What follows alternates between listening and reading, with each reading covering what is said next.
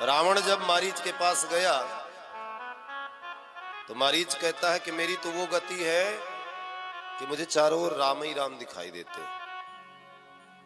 मेरी भृंगी कीड़े की भांति दशा हो गई है। भृंगी कीड़ा जैसे एक कीड़े को पकड़ता है, अपने घोगे में बंद कर देता है और तब तक भृंग भृंग भृंग भृंग करता है जब तक सामने वाला भृंग भृंग नहीं करना शुरू कर देता। तो मारीच कहता है राम जी ने मुझे मारा है, मुझे चारों तरफ राम ही राम दिखाई देते हैं, मेरा मन रामाकार हो गया है।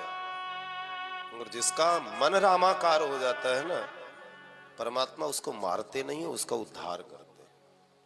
मरता कौन है? बोले मरता तो सांसारिक जीव है।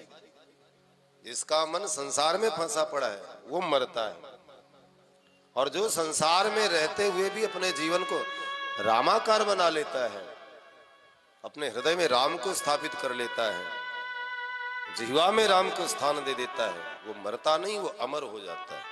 पावक सर सुभाव पुनि मारा, परमात्मा ने सुबाहु का उद्धार किया। इतने में अनुज निशाचर कटक संहारा। बाबा गोस्वामी जी ने आधी चौपाई में ही दे दिया। गुरुदेव भगवान कहते हैं कि एक ही बाण से, अग्नेयास्त्र से लक्ष्मण भैया ने आकाश मार्ग में जितने 50 करोड़ राक्षस थे उन सब का वध किया, उद्धार किया और उनकी राख को गंगा सागर में ले जाकर के स्थापित कर दिया। इसीलिए परमात्मा कहते हैं जिस समय अपन सुंदरकांड में थोड़ा सा प्रवेश कर ले, क्यों यहां की चौपाई से आप ध्यान दीजिए, अनुज निशाचर कटक संहारा। तो राम जी कहते हैं सुग्रीव से, सुग्रीव को यदि हम ना होते तो लंका पर राम जी कैसे विजय प्राप्त कर सकते हैं? हम हैं। तो भगवान ने कहा जगमऊ सखा निशाचर जेते लक्ष्मण हनई निमिष होते।